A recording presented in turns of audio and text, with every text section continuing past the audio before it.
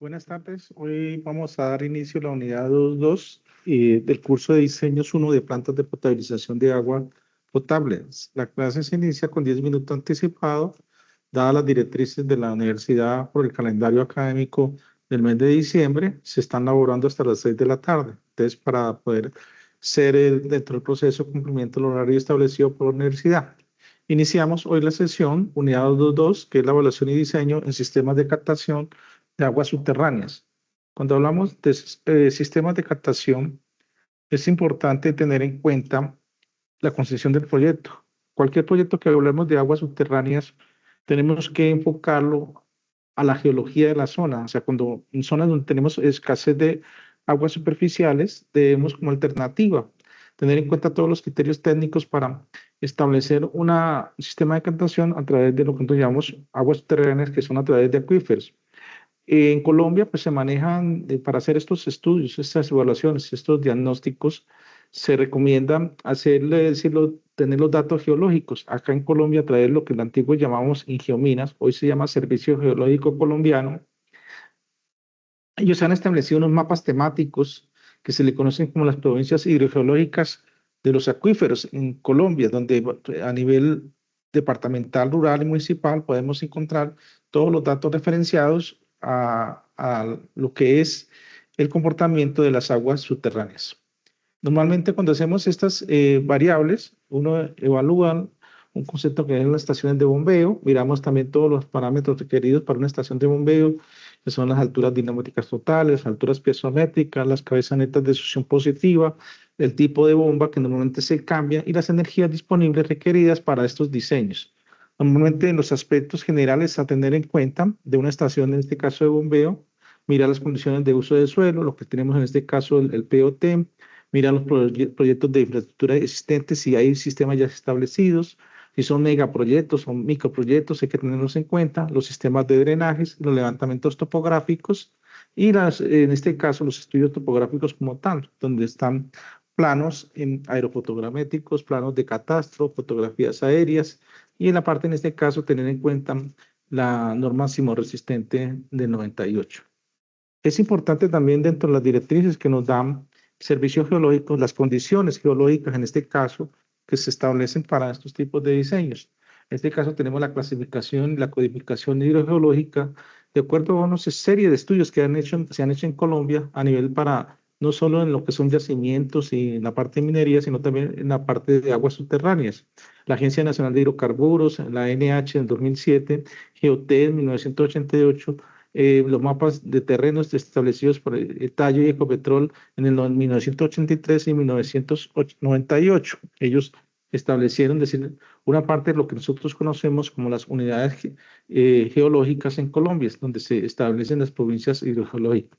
En esas provincias hidrogeológicas hay un mapa temático donde, establecido por el IDEAN en el 2013, donde ellos establecen a través de imágenes de satélites o modelos digitales de terreno de 90 por 90, establecen una serie de clasificación, en este caso de los sistemas de acuíferos que se dan en las siguientes categorías. O sea, se hablan de 3 categorías definidas en 44 sistemas de acuíferos.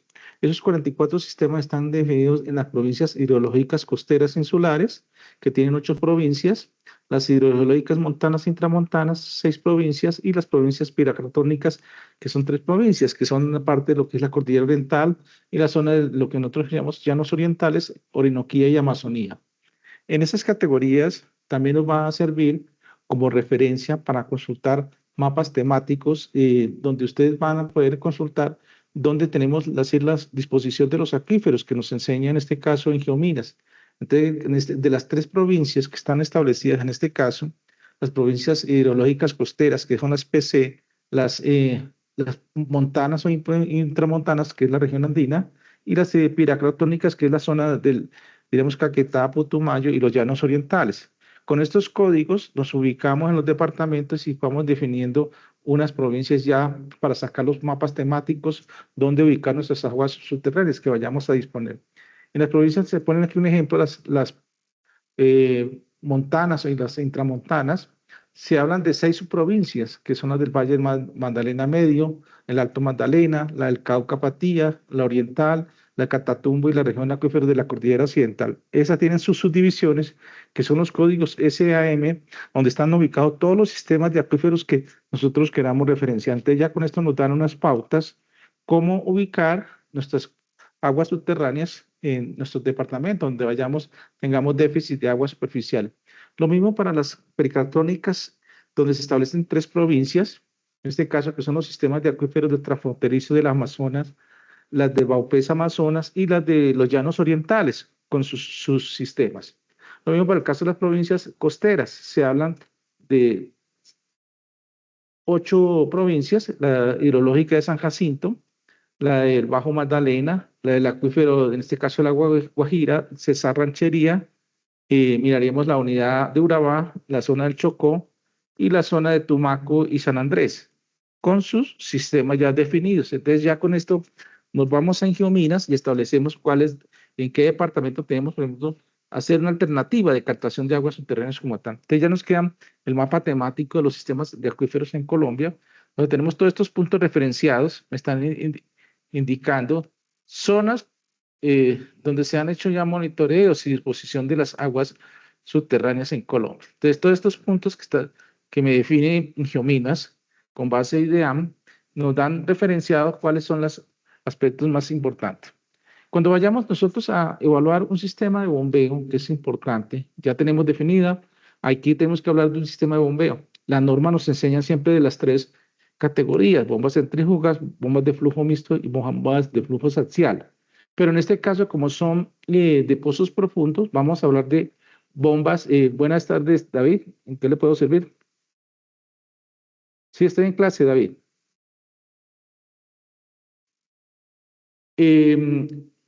Cuando hablamos de las bombas centrífugas de flujo mixto y axial, normalmente lo vamos a manejar, son para sistemas de bombeos a nivel de lagos, embalses y fuentes superficiales, dependiendo de la topografía.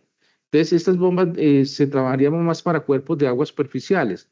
En el caso de las aguas subterráneas, podemos partir también del mismo principio que nos enseña Ninguno de los dos. Ninguno de los dos. de la parte hidráulica, donde hablamos de esas, lo que nosotros conocemos como la velocidad específica, que se expresa en revoluciones por minutos. Y aquí la clave es importante, es trabajar los galones, en la conversión galones por minuto, que sería el caudal de diseño que estemos trabajando. Lo mismo que la altura piezométrica, cuánto se va a bombear, y la revolución. En este caso, estas revoluciones, podemos hacer el ensayo de 4 condiciones que nos ofrecen en este caso los fabricantes, y podemos definir con base a este resultado que nos dé la ecuación, me da qué tipo de bomba vamos a diseñar. Es importante también evaluar los líneas de los gradientes hidráulicos. El principio de los gradientes. Espere, lo dejo, papi, que voy a entrar a una clase. Por favor, apaguen el micrófono. Cuando hablamos de la línea de los gradientes hidráulicos, en los sistemas de tubería es importante siempre evaluar lo que nosotros llamamos la succión y el mismo principio que hablamos de la impulsión. Acá ustedes evalúan las pérdidas menores, pérdidas de fricción, que ya son estándares con base a la ecuación de Darcy-Weisbach, aplicando la ecuación de Hansen-Williams, miramos parámetros, condiciones de material, pérdidas, verificamos presiones y todos los accesorios requeridos para estos tipos de análisis. Normalmente cuando vamos a evaluar las cabezas netas de succión positiva, aquí tenemos que tener en cuenta la altitud. Este dato de altitud para nosotros es relevante. ¿Por qué? Porque me está indicando cuánto puede ser la presión atmosférica dependiendo. Si estamos, por ejemplo, en la costa, podemos estar manejando rangos de 10.33 a 10.03 metros columnas de agua, o en pascales de 4.7 a 14.7 a 14.26, que son valores, rangos que podemos obtenerlos para disminuir la presión atmosférica. La presión de vapor, tenemos en cuenta acá la temperatura, en este caso, del agua. Vamos a mirar cuánto es su peso específico y trabajaríamos en este caso en metros absolutos, que puede ser en fracción en menos en este caso estamos, por ejemplo, en Bogotá, un ejemplo que son temperaturas de promedio de 15, una expresión de 0.174. Miren que es sencillito. Si la queremos trabajar en sistema inglés, la trabajamos en pies o en pies absolutos. Si estamos trabajando a nivel de laboratorios, las trabajamos en función de milímetros de mercurio. Entonces, de aquí ya se parte de los principios que uno desarrolla en sistemas de bombeo, que son las alturas, en este caso, piezométricas totales que están en función de las presiones y topográficas, pérdidas de fricción, pérdidas menores, que son estándares que nos establece la norma. Entonces, aquí ya estableceremos, nosotros conocemos las curvas del sistema, donde hablamos caudales, eficiencia. Esto nos lo dan los fabricantes, porque hay casos que tenemos, por ejemplo, sistemas de aguas subterráneas, nos toca llevarlos a veces a un estanque, por ejemplo, por temperaturas, hay que refrigerarla, acondicionarla y volverla a rebombear, que eso a veces nos lo define que la topografía del terreno. Entonces, para estos sistemas es importante tener en cuenta la ecuación universal de las bombas, que para nosotros me define la altura piezométrica total, donde pues, establecemos los caudales y con este podemos evaluar qué tipo de potencia requiere nuestra bomba. Acá les dejo un programa para dimensionamiento de bombas para niveles de cuerpos superficiales. Los sistemas en este caso aquí les puse un ejemplo, donde uno toma a partir de los catálogos los caudales máximos, mínimos, promedios y sus alturas piezométricas máximas, promedios y mínimos, y por sustitución o pueden hacer por álgebra lineal, los sistemas de Kramer o matrices de 3x3 para sacar las variables de A, B, C y obtener la ecuación, que esto es importante. Con esta ecuación que uno establece en estas metodologías para evaluar cuál es si la bomba que se está seleccionando es la propiedad y me cumple nuestras condiciones requeridas. Ya con esto pasamos a hacer la valoración de las curvas del sistema. Y este ya es un repaso para no centrarnos a nivel de los principios de hidráulica. Partimos de las ecuaciones de Bernoulli para llegar a evaluar esas alturas piezométricas en función de las alturas topográficas, pérdidas de fricción, pérdidas menores, variación de caudales y variación de áreas. Con esto se obtiene lo que nosotros llamamos la curva del sistema, donde vamos a evaluar las alturas manométricas totales en función del caudal, que esto tienen normalmente de sistemas crecientes. Los puntos de operación, que es importante también definirlo, es el punto de equilibrio, donde tenemos la curva del sistema en función de la curva de la bomba. ¿Qué me va a indicar ese punto de operación? Donde podamos tener las eficiencias esperadas, menos pérdidas, que se busca definir cuánto es la cabeza de suministro, en este caso por la bomba, y el caudal que se está enviando a la bomba, en función del caudal.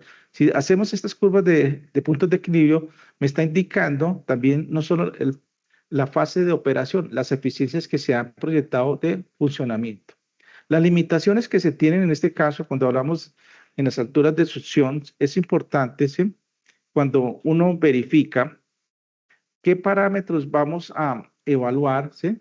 En las cabezas netas de succión positiva, si vamos a trabajar en presión atmosférica, presión de vapor, o en función también, incluyendo las cabezas manométricas de succión. Cualquiera de las dos ecuaciones son válidas dentro de esos criterios para definir esas limitaciones que me dan en los sistemas de succión.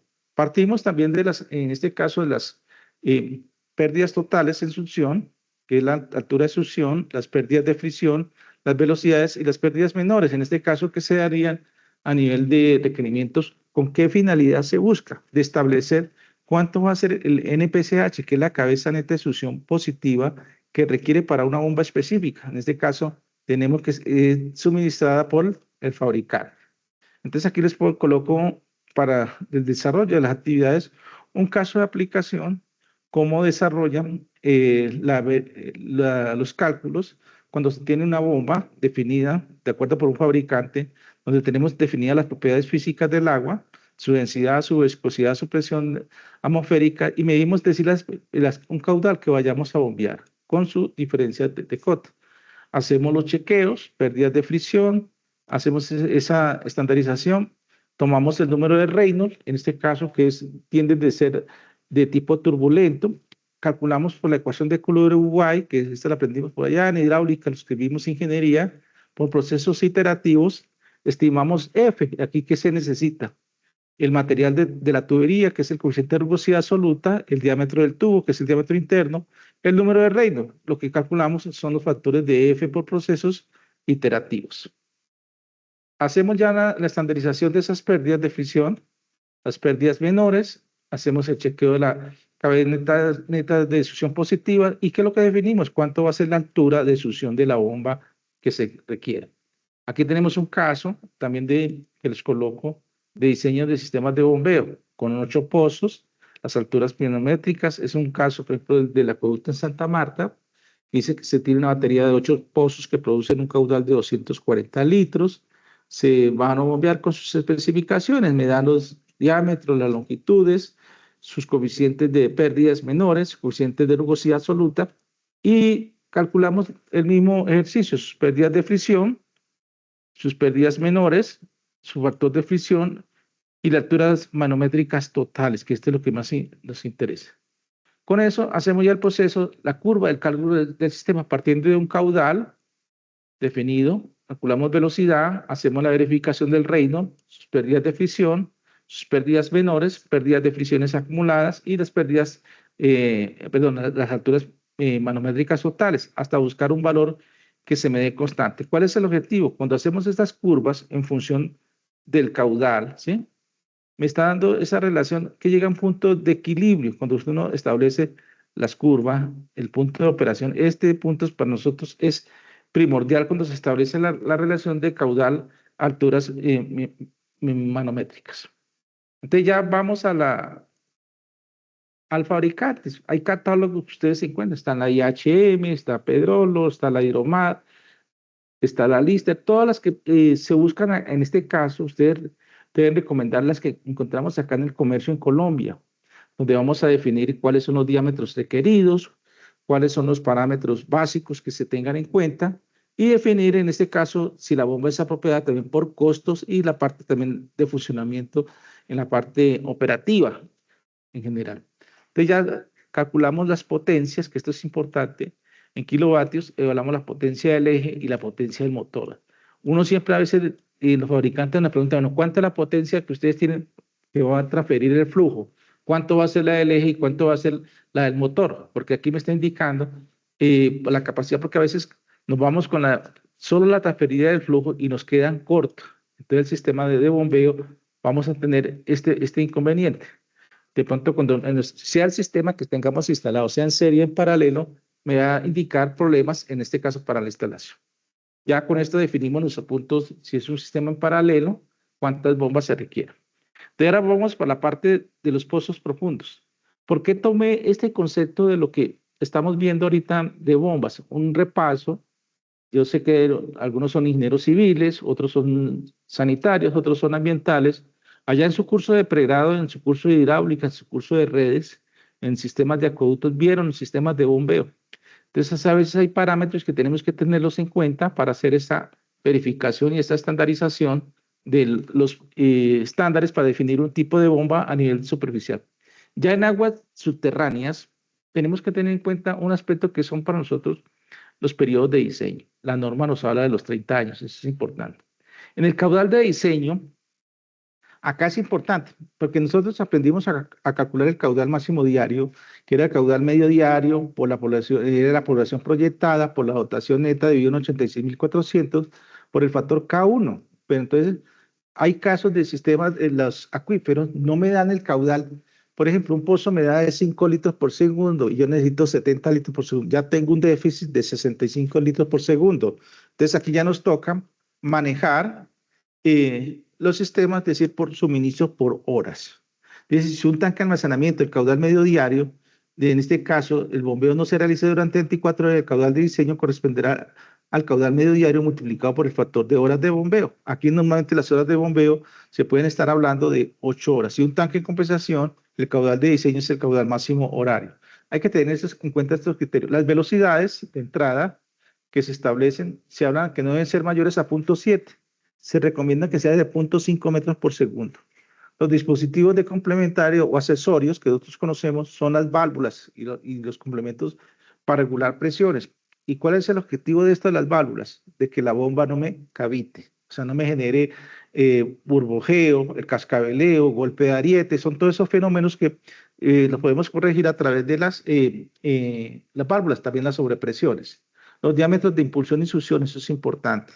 Dice que el diseño debe recomendar en el caso de succiones, para en este caso en bombeos, que por lo menos sean a partir de 50 milímetros. Las cabezas netas de succión positiva en este caso establecen velocidades de 0.5 metros por segundo y en la parte de impulsión hasta 1 metro por segundo. Entonces aquí ya la norma me da una serie de rangos. ¿Cuántas son las velocidades máximas a tener en cuenta de acuerdo al diámetro de la tubería? Me dan rangos de 50 hasta mayores a 400 milímetros y a medida que vamos incrementando ese diámetro, la velocidad se me incrementa, es proporcional cuando no aplicamos el principio de la ecuación de Manning.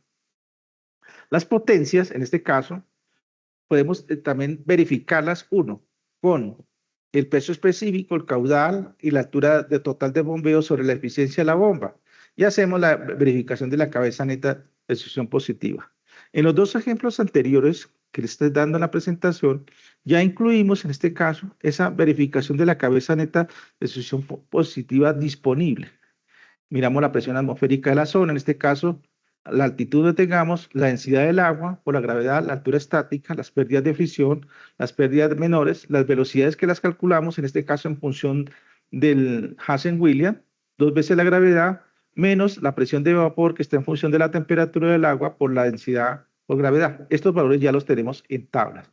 Esto lo sacamos por temperatura de agua, esto lo sacamos por altitud. Estas alturas estáticas, diremos, son las topográficas, la densidad del agua por tablas, gravedad es constante, las pérdidas de fricción por Darcy-Weisbach, y hacemos el ajuste por Kohler-Uruguay y el HM, miramos el número de accesorios que tengamos en la fase de succión. Todas esas variables nos llegan a las ecuaciones de las bombas.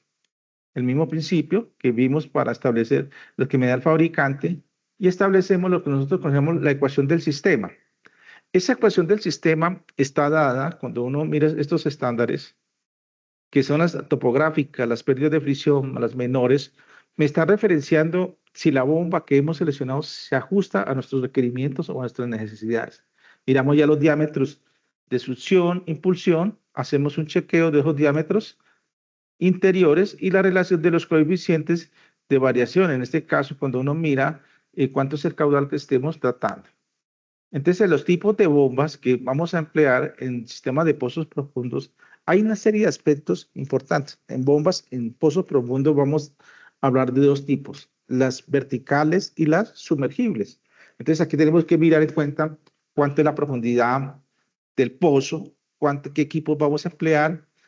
Se recomienda que los diámetros, en este caso del pozo, lo que se vaya a evaluar en este caso, van de 3,5 pulgadas hasta 16. Deben estar a condiciones sumergidas, se tienen una serie de impulsores en serie, mira la relación, en este caso, alturas en función del caudal, y mirar también el motor, si son, en este caso, en la superficie o si son sumergibles. Entonces, aquí vamos a hablar que el caudal de bombeo debe ser menor al caudal del aforo. Entonces, vamos a hablar, en este caso, de los niveles de bombeos, en este caso, que es la altura, donde tenemos, en este caso, el nivel que me está dando en la bomba. Miramos los niveles dinámicos de la bomba, el abatimiento, que es el espaciamiento donde vamos a tener las fluctuaciones, en este caso de los niveles de agua, cuando se conecta a la bomba, el radio, en este caso del pozo que se le está dando, el espesor del acuífero, en este caso vamos a mirar qué tipo de acuífero, si es semiconfinado, si es confinado, si es libre, y miraríamos el caudal de aforo en función del caudal de bombeo. Este sería el sistema de captación de agua subterránea para un pozo profundo.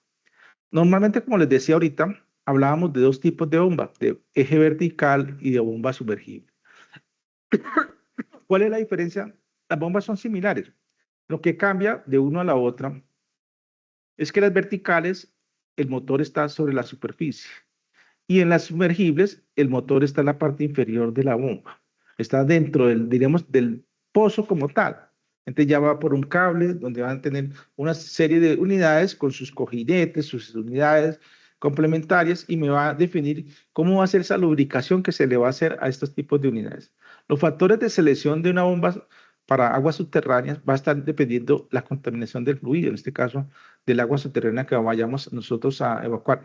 ¿Qué tipo de servicio vamos a emplear esa agua? El diámetro del casing o casing, lo quieran pronunciar, que es el revestimiento que le vamos a dar a la tubería y la verticalidad del pozo. Normalmente tenemos que tener en cuenta sus cabezales, sus motores, la columna que estemos evaluando y la ubicación de la bomba y teniendo en cuenta la capacidad del acuífero que estemos evaluando. Entonces hay una serie también de accesorios como el motor, si es sumergible, si el motor está en la parte, en este caso de la selección, me va indicando cómo va a ser esos adaptadores de succión. En la instalación de las bombas verticales, debemos tener en cuenta un parámetro básico que es definir su verticalidad. Hay una serie de accesorios que tenemos que tener un bypass y una ventosa. porque a veces traen aire, el bypass para de pronto purezas también, pero también para corregir caudales. Debemos tener en cuenta cómo hacer esa instalación, cómo hacer el arranque, qué tipo de motores se están empleando, si las bombas tienen lubricación o hay que hacerles prelubricaciones, mirarle el tazón en este caso de succión, si es mínima, y mirar las válvulas si son ventosas antes de un cheque o un bypass, y mirar como parte final se habla de la verticalidad de los pozos.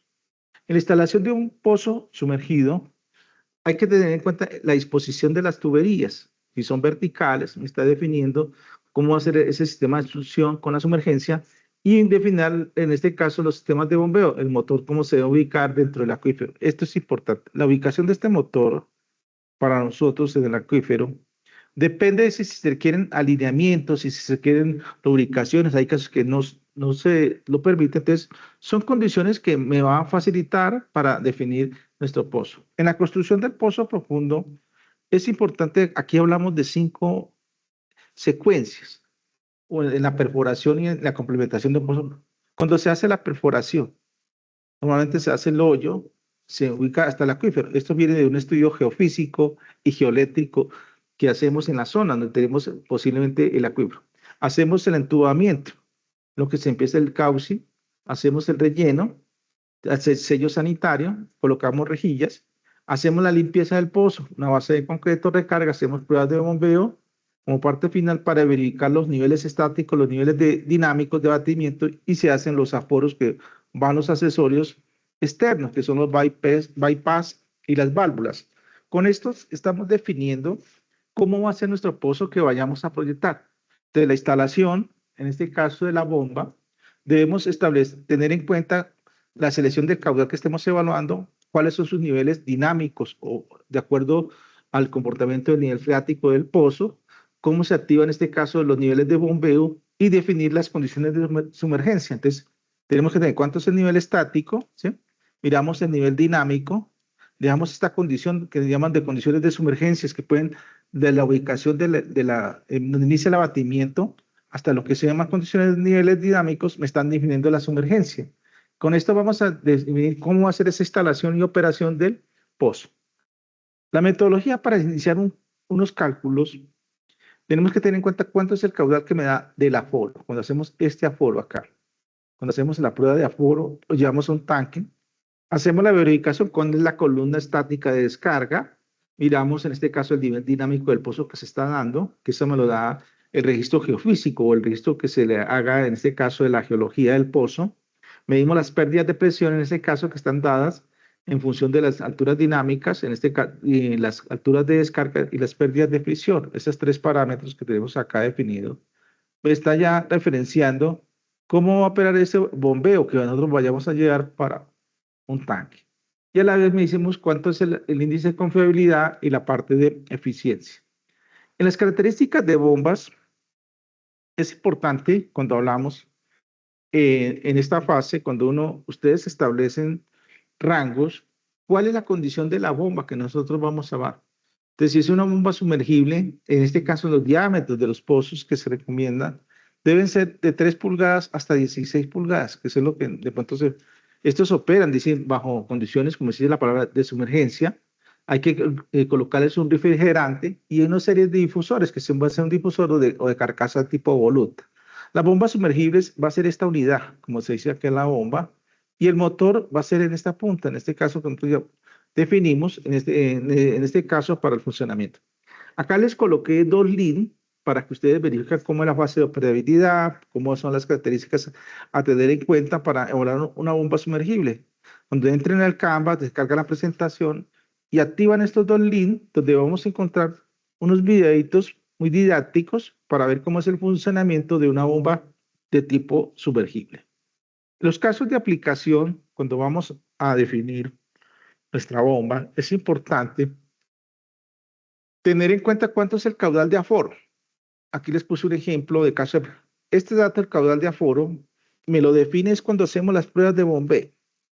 El bombeo puede durar 2, 4, 6, 8, 10, 12 horas, dependiendo de qué. 1, de la profundidad que tengamos la ubicación de nuestro acuífero. 2, el diámetro del pozo. Y 3, el tipo de bomba que tengamos para hacer esas pruebas de bombeos. Con esos tres parámetros ya podemos definir cuánto es el caudal de aforo esperado en la bomba y lo vamos a cruzar con el caudal máximo diario que hemos proyectado. Si el sistema me habla de 70 litros por segundo, pero el pozo me da 8 litros por segundo, estamos hablando casi de un 90% de déficit, o sea que el pozo no me va a satisfacer las necesidades hídricas para un proyecto de sistemas de acueducto. Entonces, aquí donde ustedes empiezan a jugar de ese pozo, para cuántos usuarios, cuántas horas va a ser el suministro, en este caso del agua.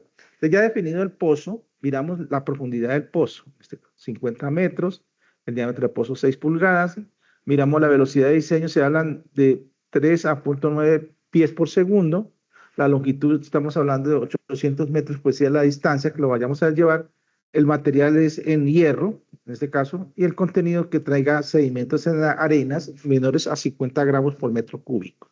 Entonces aquí tenemos un esquema del pozo, la profundidad, la altura dinámica, y hacemos el chequeo para donde tenemos el pozo, dónde lo vamos a llevar para empezar a hacer su tratamiento. Uno evalúa primero la capacidad del pozo, donde vamos a tener ese caudal de bombeo, que son alrededor de, esto me lo da también el fabricante en función del caudal de aforo y la altura que nosotros vayamos, de la profundidad del pozo, cuánto se va a bombear y cuánto lo vamos a elevar. En este caso estaríamos hablando acá en este concepto la succión y en todo este aspecto estaríamos hablando de la impulsión. Entonces aquí ya se empiezan a hacer esas verificaciones cuando uno lleva unos bombeos a mantenimiento, refrigeración de agua, nos toca saber por la topografía de la zona, si está el pozo y la población está 10, 20, 50, 100 metros sobre la ubicación de la estación de bombeo, requerimos de un bombeo adicional complementario. Entonces podemos empezar a hacer los cálculos hidráulicos partiendo de los principios de la ecuación de Darcy-Weisbach, evaluamos las cargas dinámicas y con esto ya hacemos una estimación cuáles son los caudales requeridos, su altura dinámica y las pérdidas de fricción. Hacemos la priorización de las eficiencias. Acá es importante.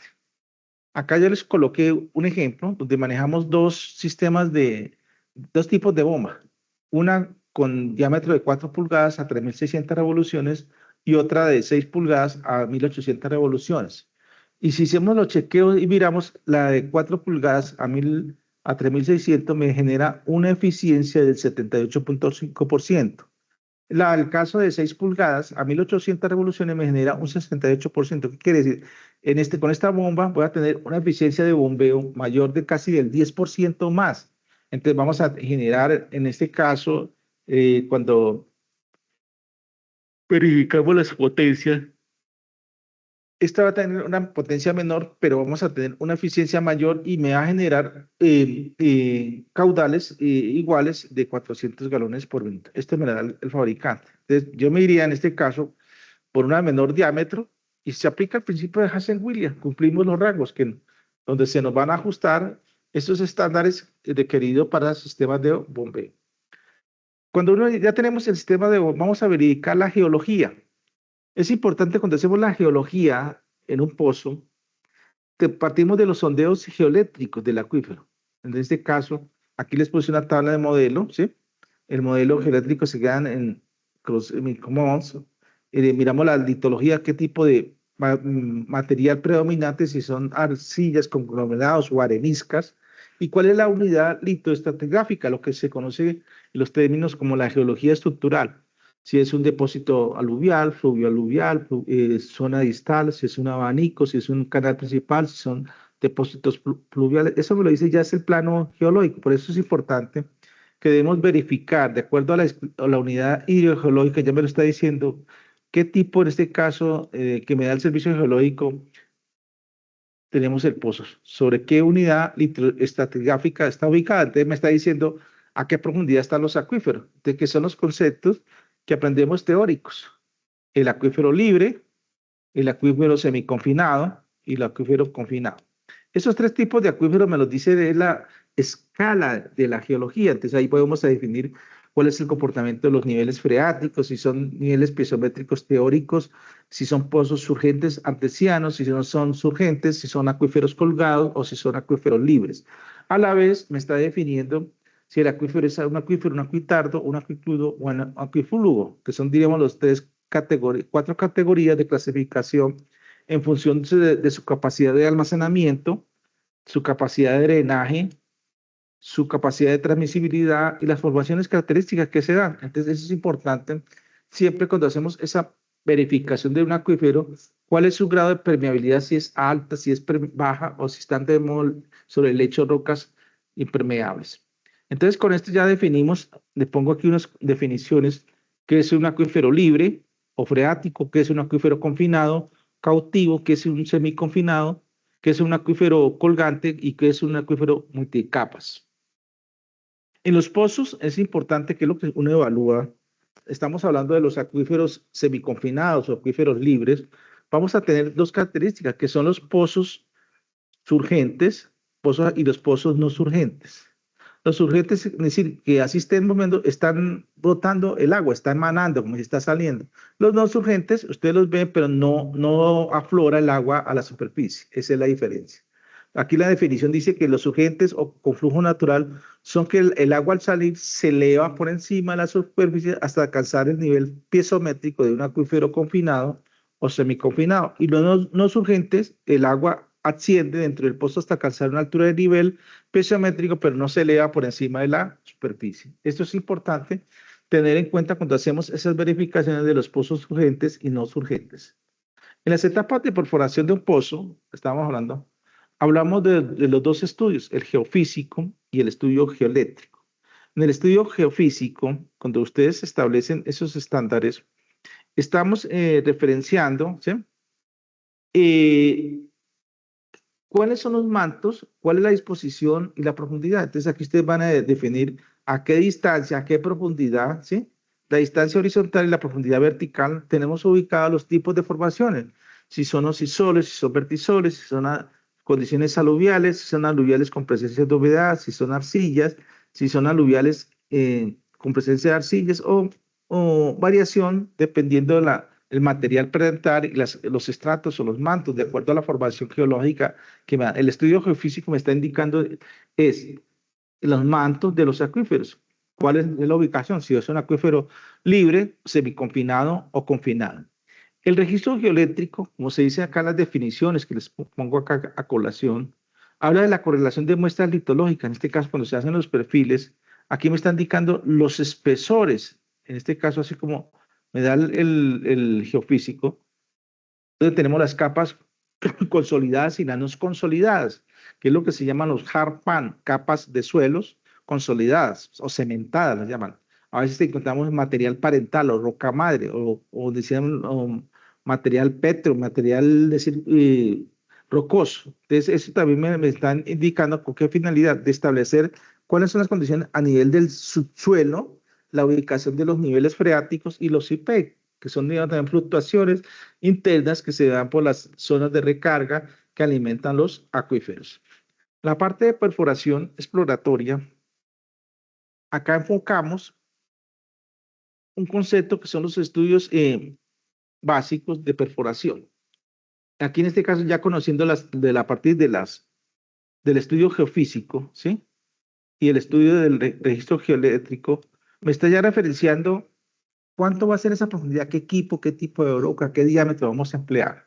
Entonces, en este caso ya se hace un diseño, cómo se va a hacer esa perforación. Entonces, el diseño del pozo profundo, ¿en qué se fundamenta? De acuerdo al registro geoeléctrico, miramos en este caso un parámetro que es la resistividad y miramos también los espesores que van a tener en los mantos o capas de suelo, del subsuelo, donde me van a indicar si hay una tipo de exploración, donde vamos a hacer ampliaciones, miramos en el caso de la tubería, si tenemos que hacerle un revestimiento, un casing, mirar qué tipo de grava, dónde vamos a colocar filtros en general. Entonces, podemos variar hasta 100, 200, 300 metros, dependiendo, en este caso, las variables de estudio y el cálculo que se me da en la fase de perforación del pozo.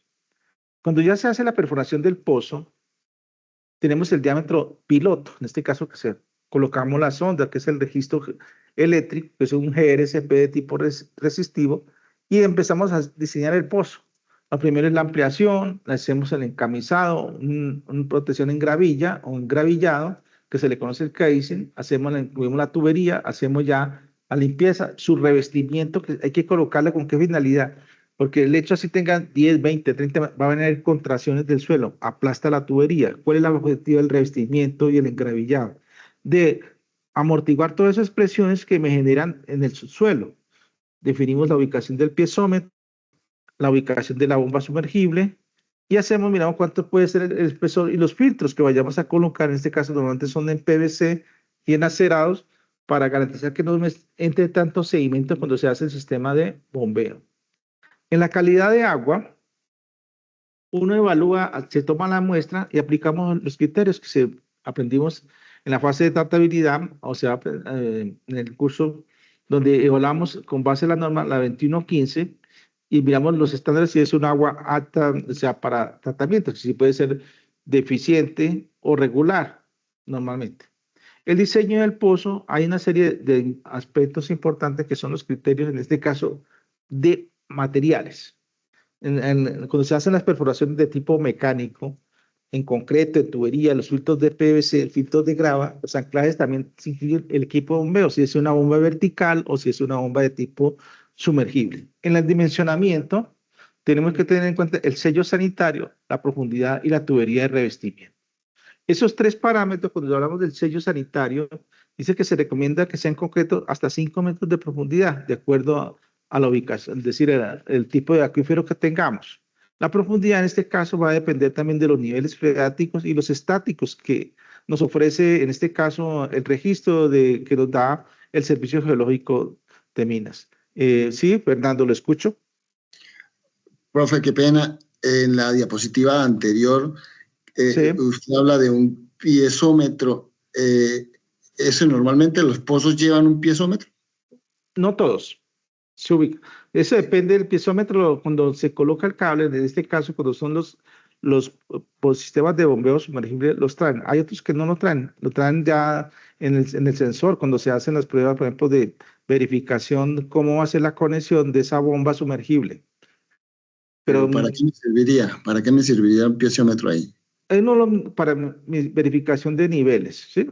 Y en este caso también lo tomaría también dependiendo, porque hay a veces pozos que me generan presiones, ¿sí? Para medir, en ese caso, cuando encontramos gases. Hay capas, o sea, en el subsuelo, así cuando se hace en la estación en la parte de hidrocarburos. En la parte de hidrocarburos, cuando uno encuentra el manto, el yacimiento, en este caso del crudo, vamos a encontrar también capas de gases. A veces eso influye también como alternativa, pero hay muchas circunstancias que lo piden, pero no en toda la ocasión se requiere de ubicarlo por obligación, ¿sí?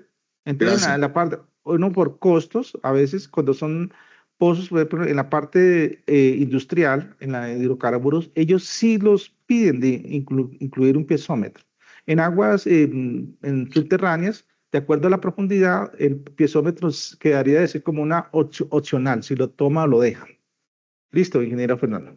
Sigamos. Gracias, muy amable.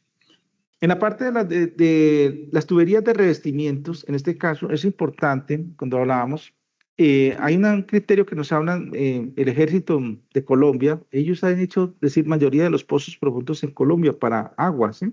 Y ellos han manejado el estándar de 6 pulgadas. Pero ellos, ¿de dónde los toman? Con base a las cartas geológicas que se hicieron a través de los estudios de Ingiominas. Con ellos llegaron a esos estándares. En las características del pozo, ya que donde se manejan de 6 pulgadas de diámetro, aquí es importante, ellos estandarizan la profundidad del pozo como tal, la condición del tipo de relleno que se va a emplear en la tubería, cuánto va a ser la profundidad efectiva esperada, en este caso el tipo de bomba, sea vertical o sea sumergible, y cuánto va a ser la capacidad de bombeo y su tiempo de operación. Entonces, en las características de ese pozo, aquí tenemos que tener en cuenta el tipo del sello sanitario que se vaya a colocar, el filtro que debe ser ranurado, en este caso normalmente en PVC, y la tubería puede ser en PVC o acero, de acuerdo a la profundidad. Y si son, por ejemplo, subsuelos que generan muchas contracciones, es importante no fuera del caos, sino o le llaman el encamisado de la tubería, hacer el famoso engravillado. El engravillado va a generar, es decir, una especie de aireación, de porosidad cuando se hace la perforación y me está protegiendo en este caso el tubo, lo que se establece en este caso cuando se hace la caracterización del pozo como tal. Ya el dimensionamiento del pozo va de acuerdo a la perforación. Aquí normalmente se emplean unos tipos de mezcladores. ¿Por qué se emplean estos tipos de mezcladores cuando se hacen sistemas de bombeo? Porque vamos a tener un problema de la característica del agua. Entonces aquí se hablan de la selección de los oxidantes, en este caso que pueden ser normalmente dióxido de cloro, permanganato de potasio, ozono o peróxido de hidrógeno y cloro. Normalmente, ¿qué es lo que uno evalúa? ¿Cuánto va a ser la dosis de ese oxidante a aplicar? Aquí hay un dato importante, que es de la muestra que tomamos del agua, cuánto es la demanda química de oxígeno, que es lo importante que nosotros necesitamos. Con ese dato podemos establecer el número de moles, y estos ya son estándares, para establecer cuánto es la demanda del oxidante, sea el que estemos empleando, si es un dióxido de cloro, si es un permanganato de potasio, o si es ozono, o un peróxido de hidrógeno, o cloro. Entonces, ya que nos queda la metodología para evaluar la concentración requerida de ese oxidante, cuánto es la dosis, y miraríamos cuánto es el volumen y la dosis por periodo de detención, que esto es importante, estos dos parámetros, cuando nos toca que manejar en sistemas de bombeo. Ya hay un nomograma, si lo podemos calcular va fácil, sin necesidad de cálculos, con la temperatura del agua que tengamos y la densidad en este caso, me puede dar cuánto puede ser el porcentaje del oxidante esperado. Hacemos el cruce en proyecciones, estos son nomogramas que establecen muchos estudios que se han hecho a nivel de pozos profundos, que es la matriz que maneja mucho también Injominas, por ejemplo, para trabajos de campos, cuando no tenemos a veces limitaciones para las muestreos. Entonces, es una aproximación por temperaturas y densidades. Las especificaciones de las bombas, en este caso, las vamos a enfocar de acuerdo a la capacidad del fabricante. Uno mira también la parte de los gradientes, que esto es importante. El gradiente para nosotros es un parámetro de diseño que dice que se considera un valor promedio, medio de 1000 sobre segundo. Entonces, esto me está estableciendo en este caso, que dice que en los tiempos de detención que nos recomienda el RAS, dice que se recomienda hasta 60 segundos. El volumen de la cámara ya son parámetros que me los da el fabricante de acuerdo al tipo, la condición de la perforación del pozo. Me están diciendo, en este caso, esos parámetros de cámara, cuando uno se mira la relación de caudal-tiempo, para mirar unos componentes del diseño de esa cámara, que son el diámetro de la propela, el espesor, las alturas, altura base, la longitud de las paletas, altura de las propelas. Digamos, en este caso son mezcladores, lo que uno vemos en la fase, por ejemplo, de infloculación, cuando vamos a diseñar un agitador, ya sea de tipo axial o radial. Entonces, aquí, ¿en qué es lo que se enfoca uno? En el volumen del diámetro del tubo, del cilindro, cuánto es la relación del diámetro de la turbina, qué tipo de potencia se requiere en este caso que vayamos a implementar en función de la potencia introducida en el agua, la viscosidad, en este caso cinemática, y el volumen del tanque que vayamos nosotros, o lo podemos llevar por gradiente, volumen, viscosidad cinemática. Por cualquiera de esas dos, calculamos potencia y verificamos, llevamos el gradiente. El gradiente se considera hasta 1000, que esto es importante, 1 sobre segundo. Las potencias podemos hacer una verificación, en este caso para un ejemplo sencillito, les coloco una muestra y hacemos qué tipo de turbinas se recomienda. En la velocidad de rotación, que es otro parámetro cuando uno verifica, así no seamos expertos, ya hay las fórmulas establecidas, que es lo que uno hace estimar cuáles son las variables, cuánto es la tendencia. En este caso, si vamos a mirar qué velocidad, donde incluimos la potencia, el factor K, que es el tipo de rotor que vayamos a emplear, si es axial o radial, la densidad del agua y el diámetro, en este caso que está en función del pozo. Van a ver cuántas paletas van y obtenemos cuántas son las revoluciones que se requieren. Aquí se van a manejar revoluciones bajas, 3.335 revoluciones, digamos, de bajas a medias, por minuto. Uno normalmente encuentra sistemas de estos rotores de rotación hasta 600 revoluciones por minuto. El dimensionamiento, en este caso de las turbinas, debemos estar sujeta a su altura, su diámetro, el ancho de la propela, el diámetro de la turbina, el fondo, la disposición, en este caso de ese dimensionamiento de la turbina, cuánto fondo libre va a disponer y cuánto va a ser el ancho de las paletas. Estos son estándares que cuando hacemos el chequeo, la verificación, que se cumplan, hacemos una optimización. El cálculo de potencia de la bomba, ya como tal, me lo está definiendo, en este caso, es el peso específico que vamos a tener, cuánto va a ser su potencia requerida y cuánto es el estándar. En este caso son potencias pequeñas. Aquí no vamos a tener potencia de 10, 20, 30, 40 caballos. En este caso porque son las unidades de rotación, lo estamos incluyendo en la zona de mezcla y filtros. ¿Por qué se manejan en este caso? Porque estamos aplicando la dosis del oxidante y se requieren eso a potencias bajas para garantizar una homogeneización, una fácil para iniciar ya el tratamiento favorable del agua que nosotros estemos sacando del pozo. En la práctica, a veces se omiten y así como sale del pozo lo llevan a una poceta o un tanque y ahí a veces le hacen coagulación y lo llevan a un filtro y directamente ya a un tanque de almacenamiento y a la red. Entonces, hay opciones, hay municipios, ¿sí?, donde hay escasez de las aguas superficiales y como alternativa toman los pozos profundos, les toca a ellos tomar en este caso esas captaciones de fuerza mayor para sus bombeos como tal. Evaluamos ya la fase de filtración, definimos los filtros, ¿sí? ¿Cuánto es el área, el total del filtro? Calculamos su radio, que esto es importante, al tener estos dos parámetros, el radio y sus áreas, definimos cuánto va a ser las condiciones. Entonces les queda la metodología, el paso a paso para empezar una valoración de un pozo profundo. Ya la parte del dimensionamiento.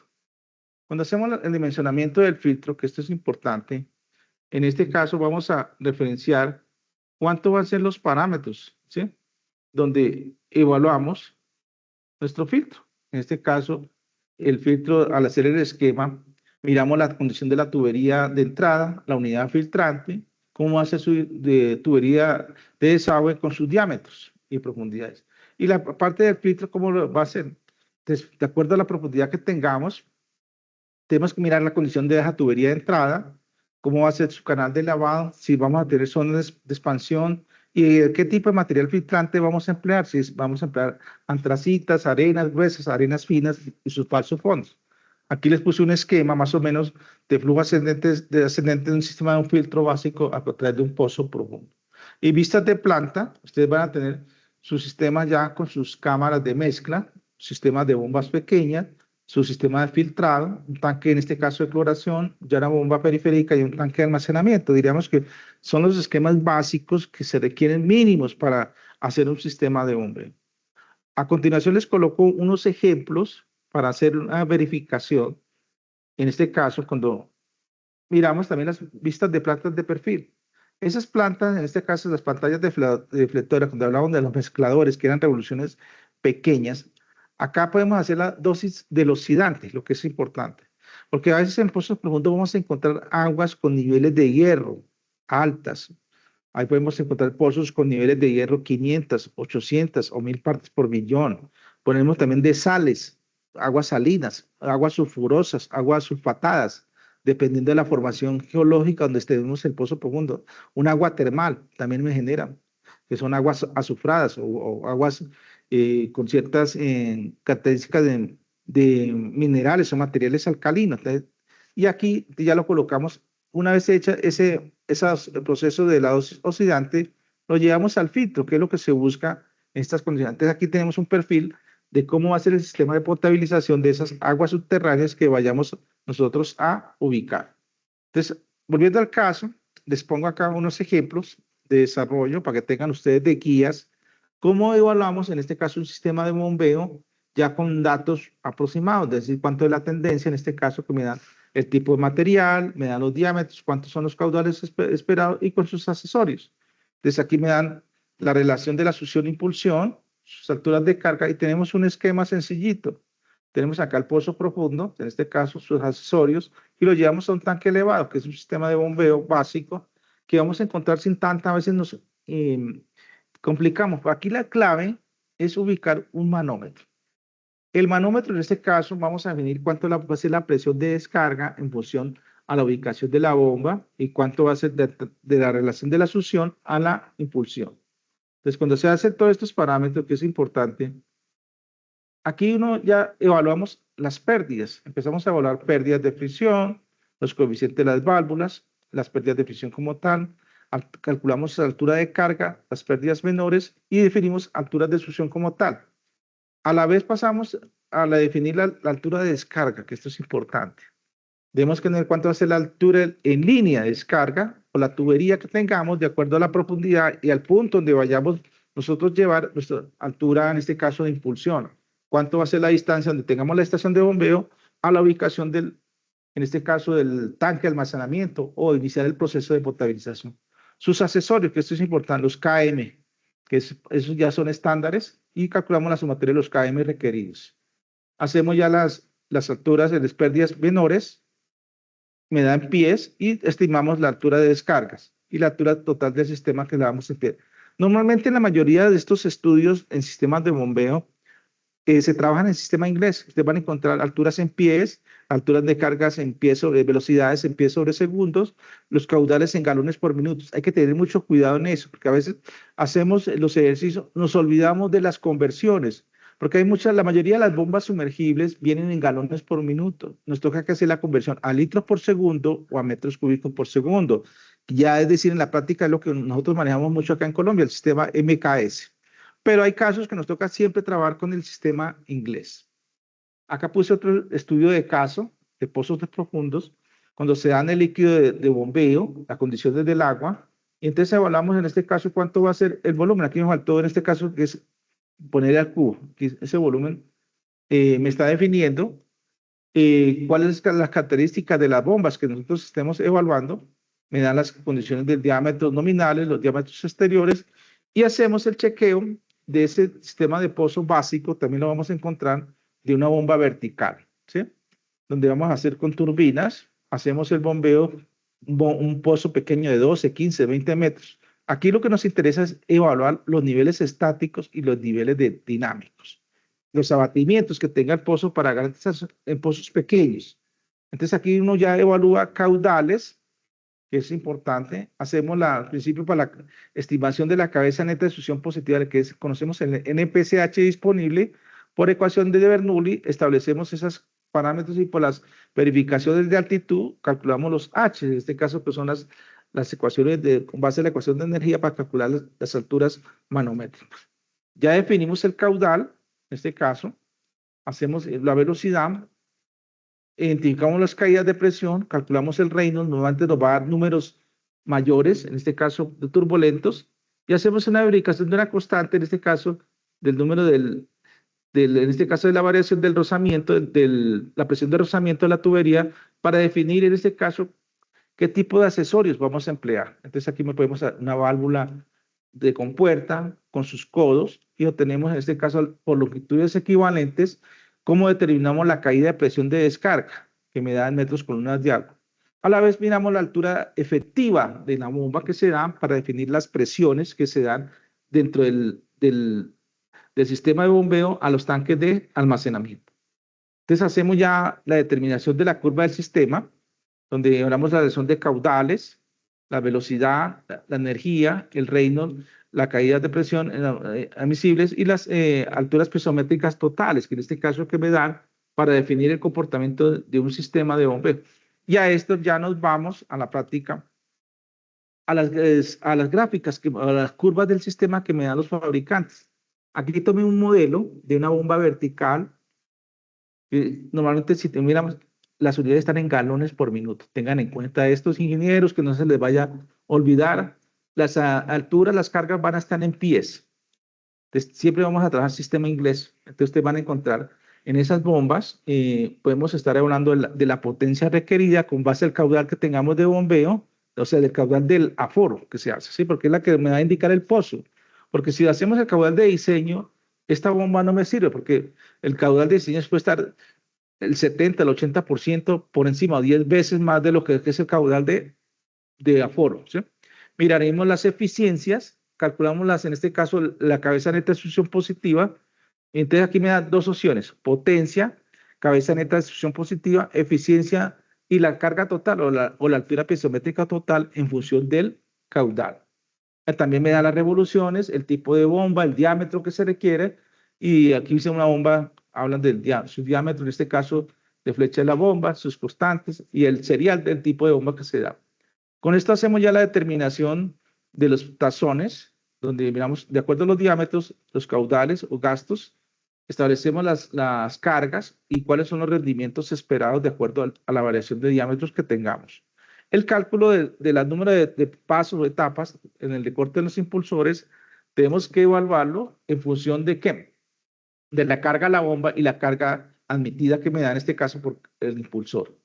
Ya hacemos la verificación del número de recortes, en este caso de los impulsores, dados en este caso las características, digamos, si son tazones de números impares, 3, 5, 7, dependiendo del flujo que estemos, en este caso, el caudal que se está bombeando. Acá hay varios modelos, de acuerdo al catálogo que tomamos en este caso, de este ejemplo.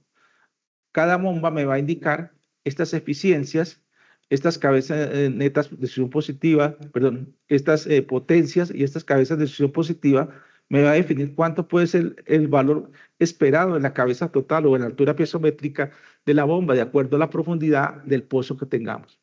Ya evaluamos en este caso las potencias de accionamiento, que es lo que nos dice en nuestro caso, en nuestro ejemplo.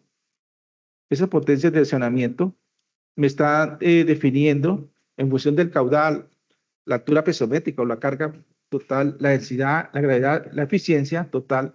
Podemos sacar cuánto va a ser el NPCH disponible a condiciones de sumergencia.